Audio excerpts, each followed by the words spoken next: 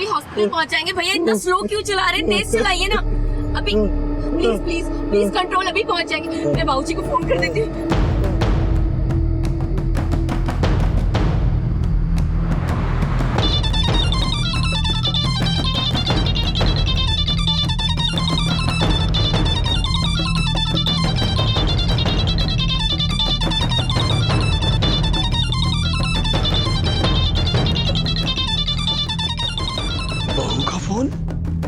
Hello बाबूजी, बाबूजी मैं अरुण को लेकर हॉस्पिटल जा रही हूँ। किसी ने उस पर हमला कर दिया है, आप वहीं पर आ जाइए प्लीज। अच्छा अच्छा मैं आता हूँ।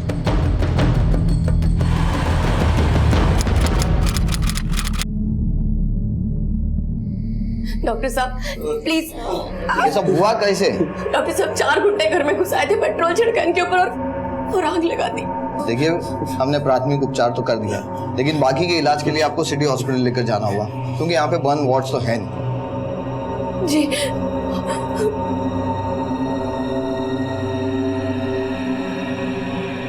हेलो सर, मैं कांस्टेबल राज यादव बोल रहा हूँ सरकारी अस्पताल से। यहाँ एक जले हुए आदमी का केस आया और ये लोग उसे सिटी हॉस्पिटल ले जा रहे हैं। हाँ सर, ओके सर।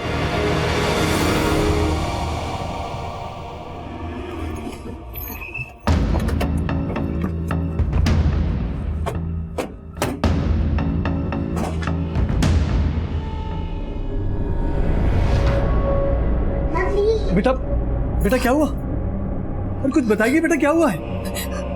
बाबूजी, बाबूजी वो सोकर उठे थे, बाथरूम गए थे। ऐसा नहीं 4 लोग कहाँ से आए और उन पर हमला कर दिया। पूरा चेहरा झुलस गया। चेहरा झुलस गया? कौन थे? जरा शांत बेटा, रो मत, सब ठीक हो जाए। मेरे बच्चे की रक्षा करो। अरुण माथुर की पत्नी आप? जी नहीं सर, उनमें से किसी को भी पहले नहीं देखा। आपके पति काम क्या करते हैं? ठेकेदार, कंस्ट्रक्शन का काम है उनका। तो फिर किसी से कोई झगड़ा हुआ हो या किसी ने धमकी वमकी दी हो या फिर कोई दुश्मनी? सर दुश्मनी तो उनसे किसी की भी नहीं है, और खतरे की कभी कोई बात उन्होंने कही नहीं। हमले के बाद आपने पुलिस को फोन क्यों नहीं किया? अपने सास ससुर को भी रास्ते से ही फोन किया? सर कितना घबरा गई थी मैं, उनकी हालत इतनी खराब हो रही थी, मुझे उनको हॉस्पिटल लाने के साथ कुछ भी नहीं समझ में आया सर।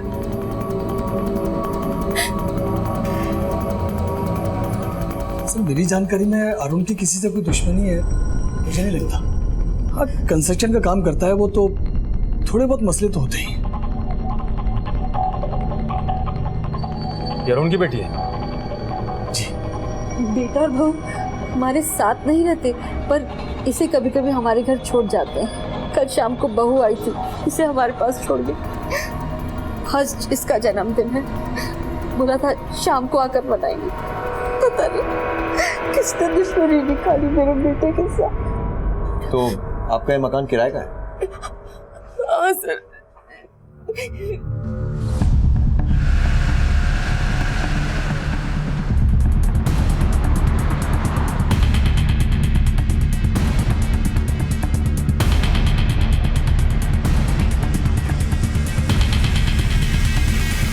सर इस घर का मकान मालिक ऊपर ही रहता है।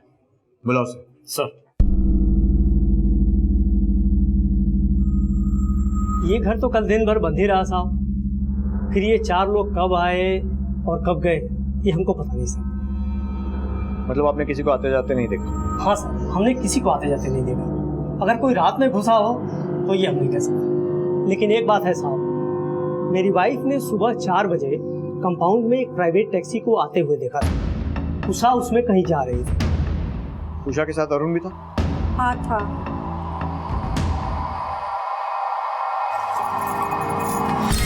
भैया इनकी तबीयत बहुत खराब है, जल्दी से ले चलिए। सर अरुण माथुर की गाड़ी गेट के बाहर ही खड़ी होती है। हम लोगों ने किराएदारों की गाड़ी को अंदर खड़ी करने से मना किया हुआ है, लेकिन ये लोग टैक्सी में क्यों गए और क्यों आए ये बात हमारी समझ में नहीं आई। सर रजिस्टर में तो कोई खास एंट्री नहीं है साहब। एक साथ 4 लोगों को गेट से जाते हुए मैंने नहीं देखा। हाँ अलग अलग गए हो तो बात अलग है, हम लोग कहाँ एक जगह ठहरे रहते हैं, सारे काम अकेले करना पड़ता है साहब। गार्डन में पानी डाल दिया, टेरेस पे जाके कोक चालू कर दिया, दोपहर में 2 घंटा खाना खाने के लिए जाना पड़ता साहब। और कौन कौन आता जाता है? और तो कोई खास नहीं आता है साहब, कभी कभी प्लम्बर आता है और एक काम वाली आती है बस। और रात में ड्यूटी पर कौन रहता है? रात को साहब कोई नहीं रहता है, गेट बंद करके मैं चले जाता हूँ घर पे। ठीक है, जाओ। अच्छा ठीक है साहब। इस तरह का एक केस लगता है, उसे एक बात तो जाहिर है कि अरुण का कोई दुश्मन हो सकता है। आसपास पूछताछ करो, देखो कुछ हाथ लगता है क्या, और बाहर देखो अगर गाड़ी को कोई ट्रेस मिलता है।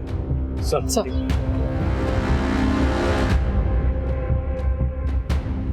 पुलिस ने कड़ी से कड़ी जोड़ने के लिए मोहल्ले से और आसपास से पूरी जानकारी जमा करनी शुरू की।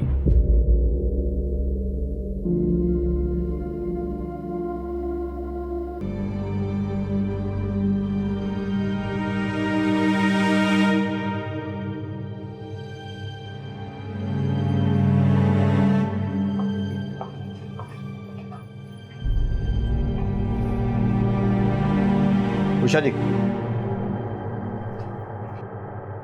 सर मकान मालिक ने मुझे और अरुण को ही देखा होगा, और कौन हो सकता है?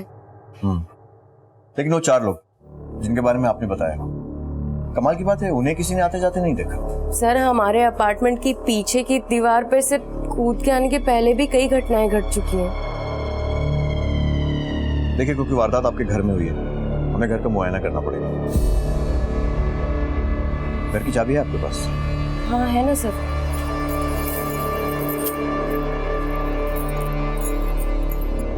शुक्रिया। और अपने पति के बारे में या फिर इस घटना के बारे में अगर कोई भी बात याद आती है, छोटी से छोटी भी, तुरंत हमें फोन कीजिएगा। जी सर।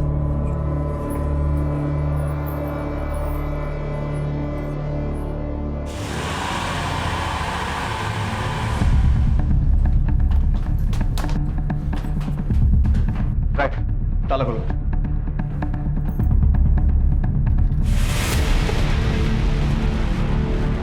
तो पेट्रोल की बदबू आ रही है। लगता है यहीं कहीं जलाया था। सावधानी से पूरे घर की तलाशी लो। चेतन, घर के आसपास देखो। सर।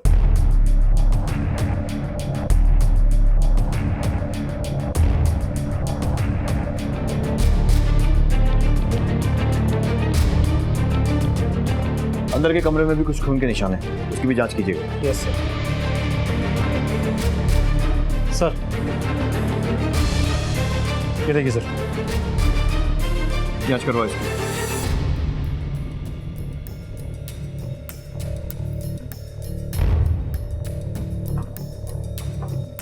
सर घर के अंदर जबरन घुसने का तो कोई सबूत नहीं मिला। लेकिन उषा के हिसाब से तो 4 लोग घर में घुसे थे। फुटप्रिंट्स कितने मिले? सर यकीन के साथ नहीं कह सकते। वारदात सुबह 4 बजे के आसपास हुई, इसका मतलब वो लोग पूरी प्लानिंग के साथ आए होंगे। सर ऐसा भी तो हो सकता है कि उषा ने खुद ने ही दरवाजा खोला हो और उसके बाद वो 4 लोग अंदर घुस गए। लेकिन एक आदमी का चेहरा जलाने के पीछे क्या कारण हो सकता है? अश्विन, कहीं ऐसा तो नहीं है कि उषा ने ही अपने पति के चेहरे पर पेट्रोल डाला? लेकिन सर ऐसा होता तो उसका चेहरा जला के हॉस्पिटल क्यों लेके गई? अब इस सवाल का जवाब तो सिर्फ अरुण दे सकता है। चलो हॉस्पिटल चलकर देखते हैं, शायद उसकी हालत कुछ ठीक हुई। सर बाहर से बोतल मिली, जरा सा पेट्रोल भी है इसमें, और बाहर उषा की गाड़ी भी नहीं है और ना ही कोई सीसीटीवी कैमरा है। चेक करवा, कोई फिंगरप्रिंट मिलता है? सर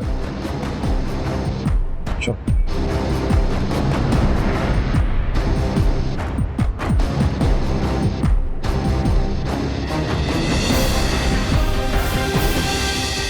उषा के पति अरुण पर हुए हमले की जांच में जुटी पुलिस के सामने कई पहलू थे। हमलावर का जो भी मकसद था वो बेहद खतरनाक था। इस हमले से किसी की नफरत उभर कर सामने आई थी। इतना तो साफ था कि कातिल जान लेने से ज्यादा अरुण को एक ऐसा घाव देना चाहता था जो जिंदगी भर उसे इस हमले की याद दिलाता रहे। अपने बेटे पर हुआ यह हमला माँ बाप के लिए एक बिजली बनकर टूटा था और पत्नी उषा के लिए कहर। पुलिस ने अरुण और उसके परिवार की किसी से दुश्मनी या कारोबारी रंजिश को भी टटोला, लेकिन शक की सुई कहीं पर भी जाकर नहीं रुक रही थी।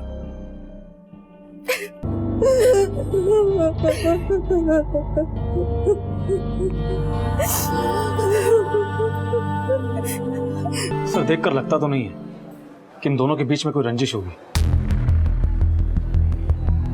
राय, मुजरिम हमेशा इस यकीन के साथ जुर्म करते हैं कि कभी पकड़े नहीं जाएंगे, और हम भी उतने ही यकीन के साथ सस्पेक्ट पर शक करते हैं।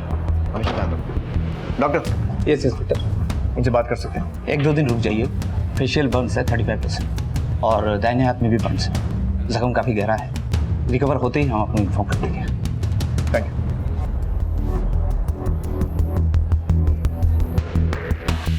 आपको क्या लगता है उषा जी, आपके पति के साथ किसने ऐसा किया होगा? पता नहीं सर उनके ज्यादा दोस्त नहीं है और वो अपने काम से ही काम रखते हैं बस। अच्छा, आपके पास कार है ना, और आप चलाती भी हैं? जी सर। तो फिर टैक्सी? सर और आपके अपार्टमेंट के बाहर आपकी कार भी नजर नहीं आई हमें। सर ऐसे क्यों पूछ रहे हैं आप मुझसे? तो और किससे पूछेंगे? सर एक्चुअली गाड़ी गैराज में है और अगर गाड़ी मैं चलाती तो अरुण को कौन संभालता? मैं बहुत डर गई थी सर। अच्छा, आपके घर में खून के निशान भी मिले हैं हमें, उसके बारे में कुछ बता पाएंगे? एक्चुअली अरुण को ड्रिंक करने की आदत है सर। कल रात भी वो ड्रिंक करके आए थे, ठोकर लगी और गिर गए। गिरने से चोट लगी और खून निकल आया सर। तो फिर इलाज के लिए कहाँ लेकर गई थी? यहीं लाई थी शायद। सर मैं नहीं लेकर आई थी, हमारा भतीजा है अरविंद, वो लेकर गया था। अरविंद? सर रात में चाचा की कॉल आई कि चाचा को चोट लग गया है, तो मैं तुरंत आके उनको क्लिनिक पे लेके गया। कौन सा क्लिनिक? सर वो हमारे अपार्टमेंट के सामने ना, सरला क्लिनिक, वहीं पे सर लेकिन ऐसा होता रहता है, मतलब सर चाचा को थोड़ा ड्रिंक करने का शौक है, मतलब सर आदत है, पर कभी कभी सर ज़्यादा ही हो जाता है। शौक है, आदत है, तो फिर ऐसे झगड़े तो पहले भी होते रहे होंगे। सर हुआ होगा, लेकिन सर मेरे सामने तो ऐसा कुछ नहीं हुआ। यही गाड़ी है साहब, कल रात में एक औरत और उसका पति गाड़ी गैराज में छोड़ के गए थे। कितने बजे? 3 बज रहे थे साहब, मैं तो सो रहा था। गाड़ी में खराबी क्या थी? ओवरहीट की वजह से गाड़ी का डिस्पेंसर जल गया था। इस तस्वीर को ध्यान से देखो। कल रात को आदमी आया था तुम्हारे गैराज पर अपनी गाड़ी लेकर, और इस आदमी पर हमला भी हुआ। अच्छा, जिस वक्त ये यहाँ पर आया था उस वक्त तुमने किसी को देखा था जो इस पर नजर रख रहा था? इस आदमी पे हमला हुआ है, क्या इन दोनों के पीछे कोई था उस दिन? नहीं मैडम, औरत तो यही थी, आदमी नहीं था। औरत तो यही थी, आदमी कोई और था साहब। अरुण, ये किसने किया? तूने पहले कभी उन लोगों को देखा है? मनीष भाई साहब, आप चिंता मत कीजिए। आपको जिन लोगों पर भी शक है ना, उनकी लिस्ट बनाकर आप मुझे दे दीजिए।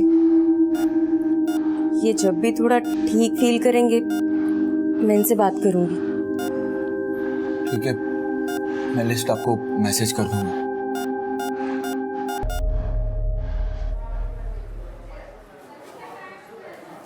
अरे मनीष, खुश रहो बेटा।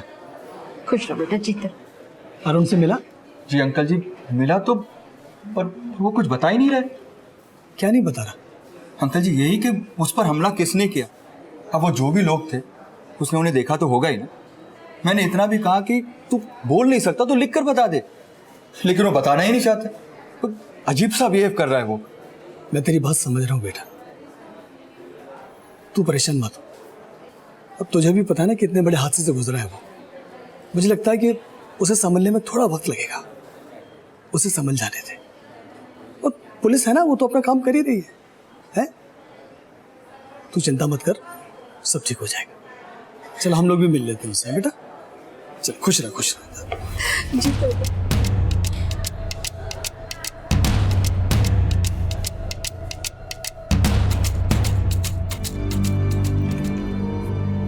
मैडम, आपका सर ने बुलाया। अब तक पुलिस के सामने कई सच और कई झूठ आ गए थे। कई सवाल भी खड़े हो गए थे जिनके जवाब उषा से बेहतर और कोई नहीं दे सकता था। पति पत्नी के रिश्ते की गरिमा शक के घेरे में आ गई थी।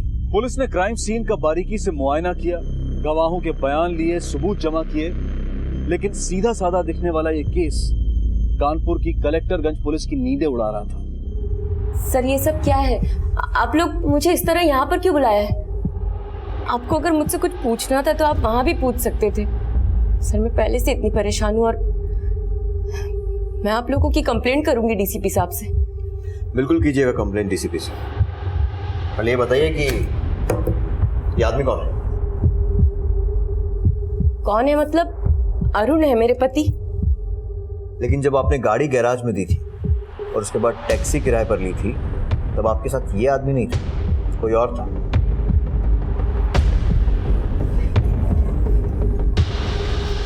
कौन था वो मिसेस माथुर?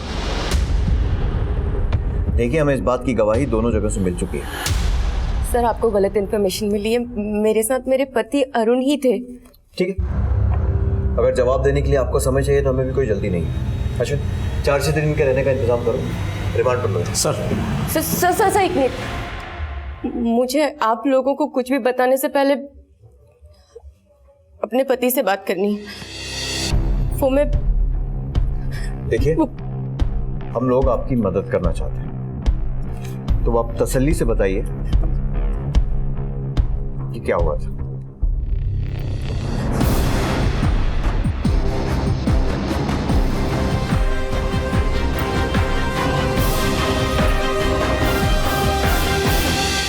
सर एक्चुअली बात 2 साल पहले की है। मुझे बैक पेन का प्रॉब्लम था। मैंने फिजियोथेरेपिस्ट से ट्रीटमेंट लेना स्टार्ट किया। इलाज के बहाने मेरी कुछ अश्लील तस्वीरें ले ली। हमारी कमर का दर्द तो मैंने ठीक कर दिया, मेरे दिल का दर्द कौन ठीक करेगा? जी का मतलब ये कि जैसे तुम यहाँ पे आती हो और जाती हो, आती जाती रहा करो, वरना ये तुम्हारी कुछ सुनहरी यादें मेरे पास हैं। सर वो फिर मुझे ब्लैकमेल करने लगा।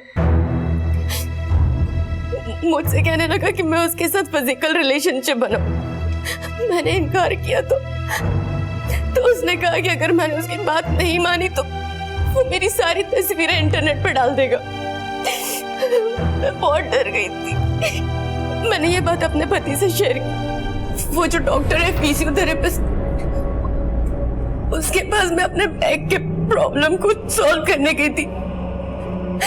उसने इलाज करते करते कब मेरी गंदी गंदी तस्वीरें खींची मुझे कुछ नहीं पता। और अब वो मुझे ब्लैकमेल कर रहा है कि मैं उसके साथ रिलेशन रखूं। सॉरी,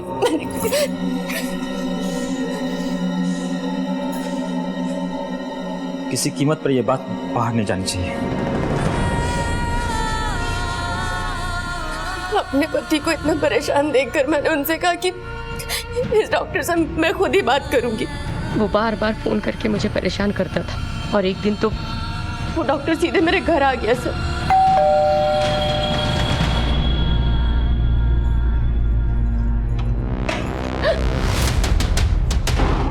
तुझे बुलाया, तू आई क्यों नहीं? देखो, हम यहाँ से बाहर चलते, बाहर चलकर जितनी बातें करनी है हम बातें कर। मुझे तुमसे बहुत सारी बातें करनी है, ठीक है?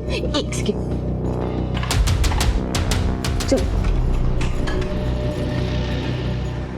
उस दिन मेरे पति गाड़ी लेकर नहीं गए थे, तो हम लोग हमारी गाड़ी से चले गए और वो पूरे रास्ते मुझे अपनी बात मनवाता रहा। सर लेकिन मैं उसकी बात नहीं मानी और रास्ते में हमारी गाड़ी खराब होने लगी। सर इसी वजह से गाड़ी गैराज पर दी और पास के टैक्सी स्टैंड से टैक्सी रेंट की। फिर उसने एक सड़क किनारे पेट्रोल पंप से किसी बॉटल में सर पेट्रोल भी लिया। बताया कि उसकी बाइक का पेट्रोल खत्म हो गया है और उसकी बाइक की चाबी मेरे घर पे छूट गई है, इसलिए वो अपने बाइक की चाबी लेने मेरे साथ मेरे घर आया से। और तभी मेरे पति के साथ उसका सामना हुआ।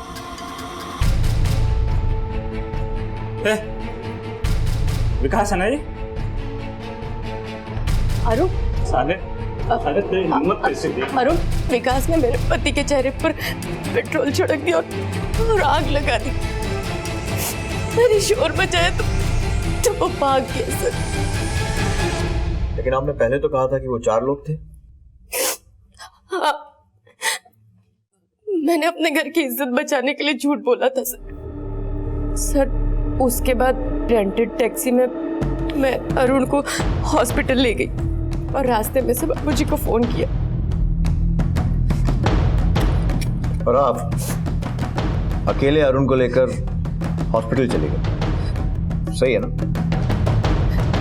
सर देखिए, मेरे हस्बैंड वहाँ अकेले, पता नहीं कैसे होंगे इस वक्त, मुझे जाने दीजिए प्लीज। ठीक है, जा सकते हैं।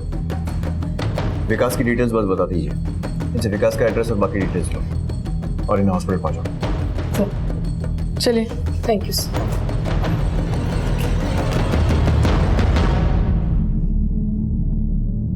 सर ये औरत बार बार अपना स्टेटमेंट बदल रही है। सर आपको लगता है ये अब भी सच बोल रही है?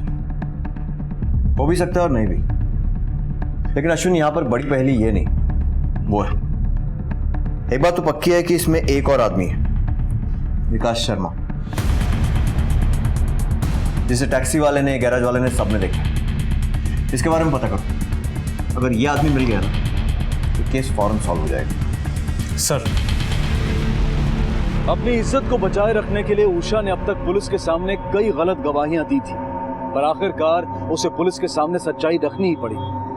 पर क्या यह सच्चाई आखिरी सच्चाई थी या फिर कुछ और भी था जो पुलिस जानती नहीं थी? पुलिस के सामने एक नए संदिग्ध विकास का नाम उभरा था, तो क्या इस बेरहम हमले के पीछे विकास का हाथ था?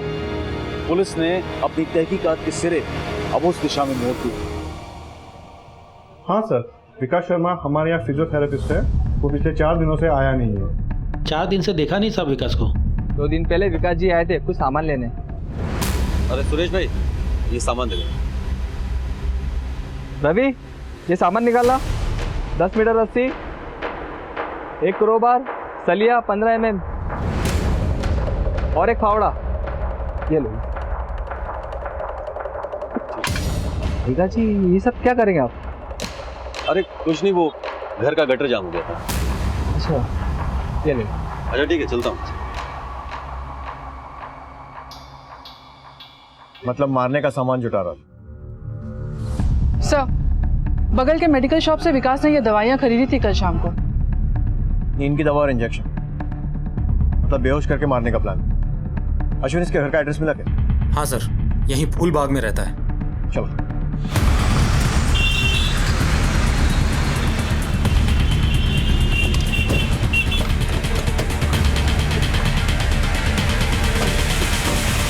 विकास यहीं रहता है, सीढ़ी वाला।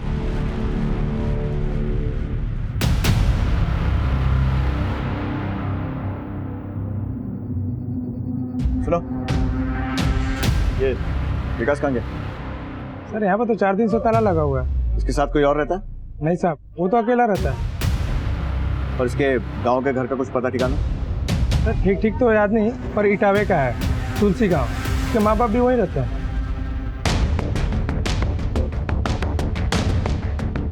अश्विन, विकास ने उषा की अश्लील तस्वीरें ली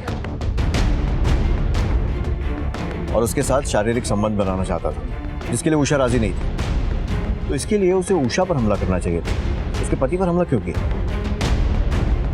सर विकास ने जो सामान खरीदे किसी खास मकसद और काम को अंजाम देने के लिए खरीदा होगा, वरना एक फिजियोथेरेपिस्ट ये सामान क्यों लेगा? और हाँ सर, पिछले 4 दिनों से विकास आसपास में कहीं दिखा भी नहीं है। इसके कॉल रिकॉर्ड्स निकलवाओ और इसका मोबाइल फोन ट्रैकिंग पर डालो। एक टीम मिटावा भेजो, शायद वहाँ छुप कर बैठा। किसी भी हालत में ये आदमी हमारे हाथ लगना चाहिए। Sir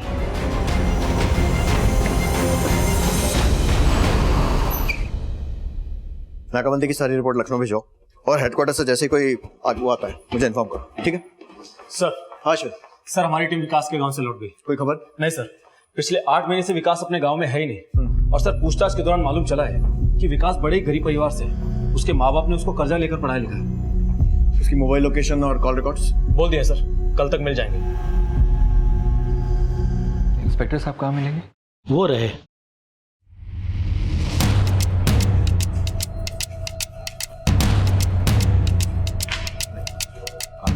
excuse me sir.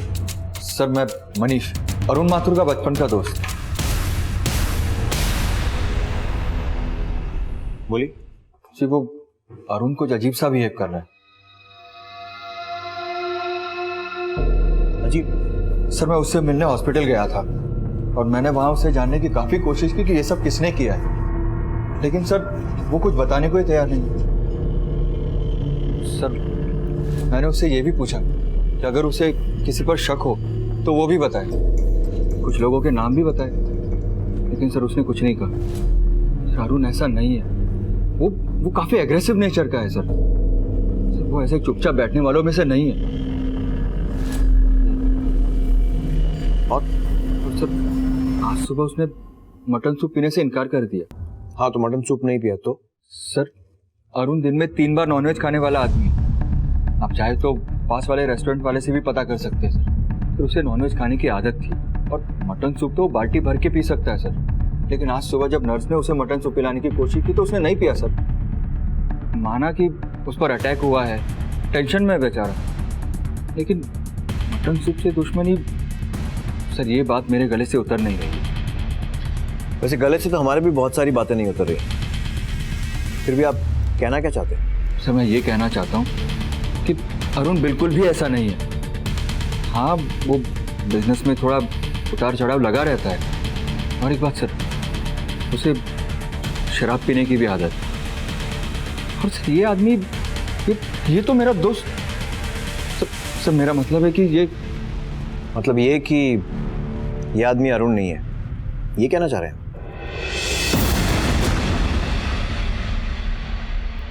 अरे बकवास कर रहा है साहब वो मनीष। मुझे तो लगता है कि मेरे बच्चे पे हमला भी उसी ने करवाया। लेकिन वो तो अरुण का बचपन का दोस्त है ना। फिर काहे का दोस्त साहब, कैसा दोस्त? सब जलते हैं मेरे बच्चे के कारोबार से। अरे हम बाप बेटों में झगड़ा भी इन दोस्तों ने करवाया है। पर आप देखिए साहब, कानपुर में मेरा इतना बड़ा मकान है और मेरा बच्चा किराए पे रह रहा है।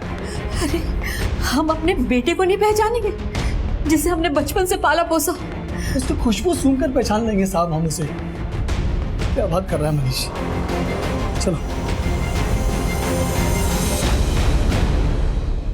सर हमें भी यही लगता है कि ये मनीष बकवास कर रहा है।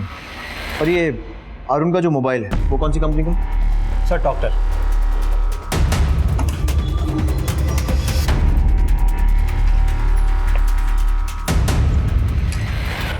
Hello sir. बोलो। मैं सर टॉकटेल मोबाइल कंपनी से आया हूँ। अरुण माथुर का बिल बाकी है। अरे दिमाग खराब हो गया क्या तुम्हारा? हॉस्पिटल में बिल लेके चले आए तो मेरे बच्चे की हालत देख रहा और तुम्हें अपने बिल की पड़ी हुई है। सर ड्यू डेट से काफ़ी दिन निकल चुके हैं सर। अगर बिल जमा नहीं करेंगे तो उनका फ़ोन कट हो जाएगा सर। मुझे पता चला कि आप यहाँ हैं तो मैं यहाँ आ गया सर। सर हम भी नौकरी करते हैं सर। ठीक है बताओ कितने का बिल है? 3580।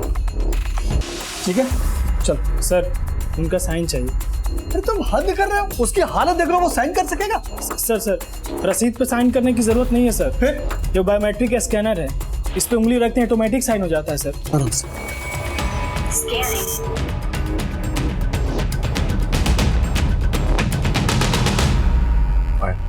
सर हाँ फिंगरप्रिंट मैच नहीं हुआ सर। बायोमेट्रिक के हिसाब से ये अरुण नहीं है सर।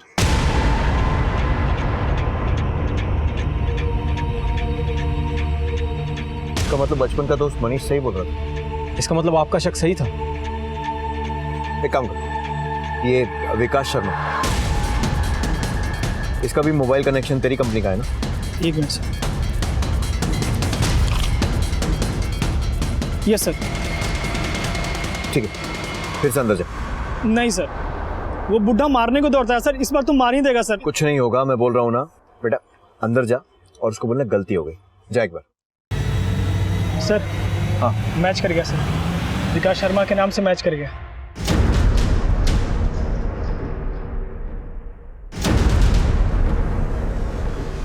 तेरा स्कैनर तो काम करता है ना? बिल्कुल करता है सर। अब एक बार ट्राई भी कर सकते हैं। दिखा। पहले हाथ रखिए सर। बायोस्कैन तो एकदम ठीक है। अरुण गायब है। उसको जन्म देने वाले माँ बाप और उसके साथ रहने वाली पत्नी का मानना है कि यह अरुण है, सिवाय एक इंसान के, मनीष। और अब ये सर इसका मतलब हॉस्पिटल के अंदर 35% बर्न्स के साथ झुलसा हुआ आदमी अरुण नहीं विकास शर्मा है। तो सर अरुण कहाँ होगा? वो तो अब ये विकास शर्मा ही बताएगा। पुलिस के सामने अब तक कई सच झूठ और कई झूठ सच साबित हो चुके थे, लेकिन आखिरी सबूत पुलिस के हाथ ऐसा लगा था जिसने इस केस का रुख ही बदल दिया। ये सच्चाई बेहद चौंका देने वाली थी कि हमला अरुण पर नहीं बल्कि विकास पर हुआ था। आखिर विकास एक दूसरे नाम से झुलसे हुए चेहरे के पीछे क्यों छुपा हुआ था? उसका मकसद क्या था? और क्या ये सच्चाई कि अरुण की जगह विकास है उषा जानती थी? अगर हाँ तो सच क्या है? और कहाँ है अरुण? सर हमारी डॉक्टर से बातचीत हो गई है, तहकीकात के लिए मुझे थाने लेके जा सकते हैं। बढ़िया। अच्छा, ये सब क्या है साहब? क्यों? खुशबू से भी सूंघकर पहचान नहीं पाए आप लोग अपने लाडले बेटे को? मतलब ये कि आपका बेटा अरुण नहीं है। क्या? ये क्या कह रहे हैं आप? जी हाँ, सबूत है हमारे पास पूरे। तो फिर ये कौन है? विकास शर्मा।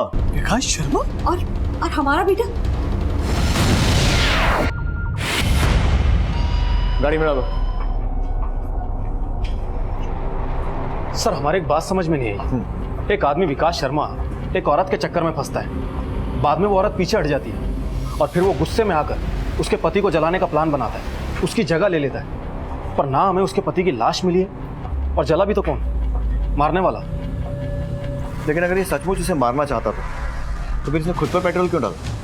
या फिर शायद किसी और ने उस पर पेट्रोल डाला? लेकिन सर ये जानलेवा भी तो हो सकता था, ये मर सकता था। सर जिस मोड़ पे अभी ये केस पहुंचा है वो अरुण ही है जो गायब है।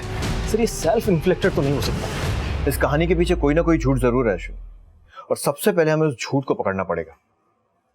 अरुण की पत्नी उषा कमरे में नहीं थी ना? फौरन एक टीम बनाओ और अरुण के घर पहुंचो। तब तक मैं इसे थोड़ा मटन सूप पिलाता हूं और बाकी की परतें उषा खोलेगी।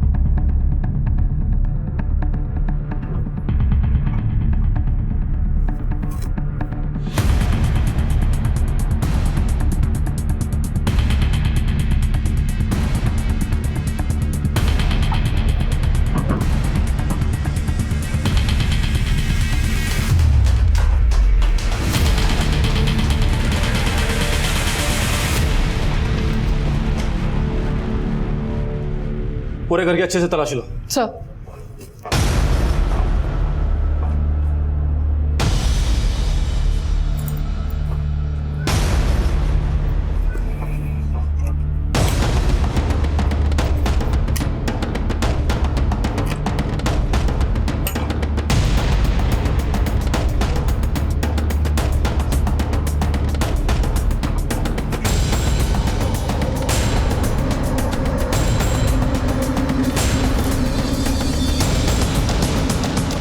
सर उधर तो कोई नहीं है, लगता है निकल गई। अभी निकली नहीं है।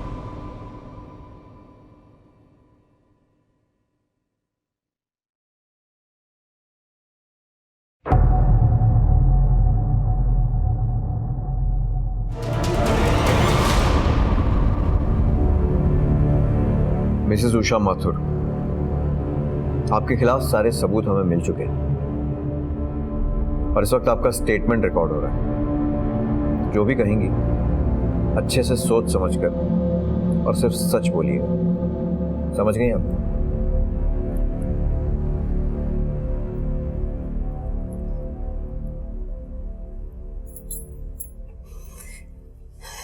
सर मैं अपने पीठ दर्द का इलाज करवा रही थी उन दिनों।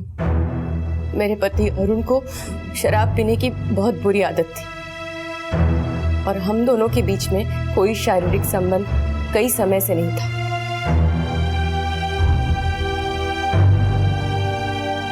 और ऐसे में जब मुझे विकास ने छुआ तो आपके हाथ तो बड़े सॉफ्ट हैं। हाँ, वैसे आपको आराम मिल रहा है? जी सर, और थोड़ा नीचे। जी। विकास का छूना मुझे अच्छा लगने लगा। उसके साथ से ज्यादा उसकी नजदीकियां और लुका छुपी के इस खेल को और अरुण को रास्ते से हटाने का मैंने पक्का रास्ता भी ढूंढ लिया था। मैं और विकास मर्डर के नए नए रास्ते इंटरनेट पे ढूंढने लगे थे। सर मैंने अरुण को मारने का प्लान रात का बनाया, क्योंकि अरुण हमेशा रात को नशे में होता है। सबसे पहले मैंने अपनी बेटी को उसकी दादी के यहाँ छोड़ा और फिर अरुण के आते ही। चाची आप मत परेशान हो, मैं बोल रहा हूँ, समझाया था मैं कि मत पिया करो। चाचा आप यहीं रुको, मैं इनको लेके जाता हूँ अस्पताल। आओ आराम से लेके जा रहा हूँ। ले जा रहा हूँ। आओ आओ चलो, आराम से आओ।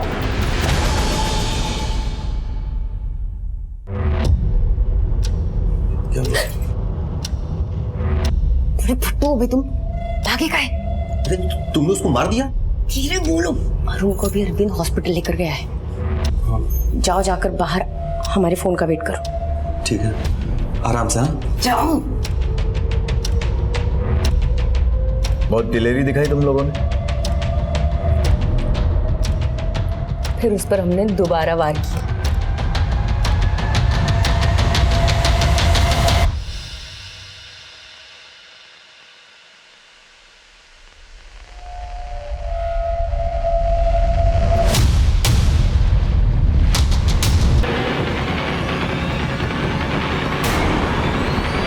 जल्दी जल्दी हाथ चलाओ ना। यहाँ नहीं खुलने वाला, यहाँ तो पत्थर है। छोड़ो इसको, जाओ पेट्रोल लेके आओ, माचिस भी लेके आना। वापस आते हुए कार एक गड्ढे में फंस गई। अब क्या हुआ? अरे गाड़ी फंस गई। सर तदबीर तो बहुत अच्छी थी, पर तकदीर ने धोखा दे दिया। बड़ी मुश्किल से टेम्पो वाले की मदद से हमने अपनी कार वापस बाहर निकाली,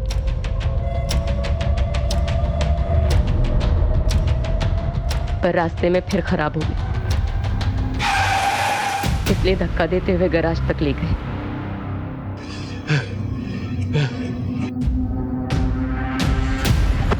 अरे उठाओ इसे। अरे भाई साहब।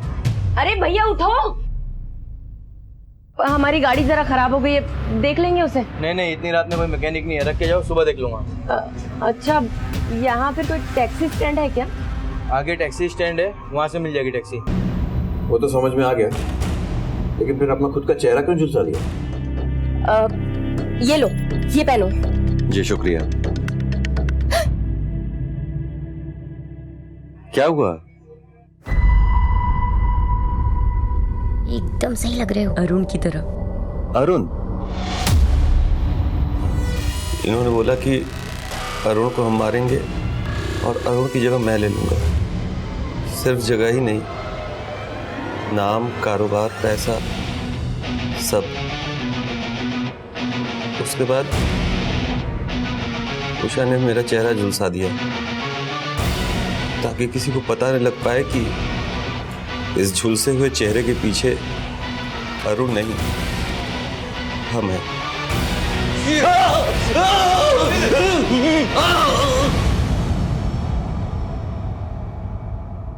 चलो, इसने तो मटन सूप पी लिया। सर, हम तो शाकाहारी हैं। तुम्हारा शाकाहारी होना ही तो तुम्हारे लिए हानिकारक और कानून के लिए फायदेमंद साबित हुआ, क्योंकि ये तो मांस खाती है, वो भी इंसान का। अरुण की लाश कहाँ है?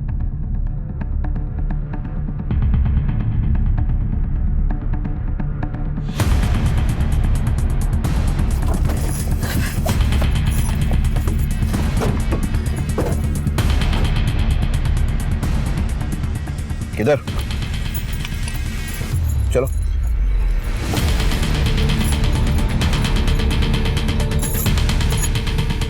किधर है? नहीं याद आ रहा? सर शायद ये जगह नहीं है, वो इतनी झाड़ियां नहीं थी वहां, सब एक जैसा लग रहा है। लेकिन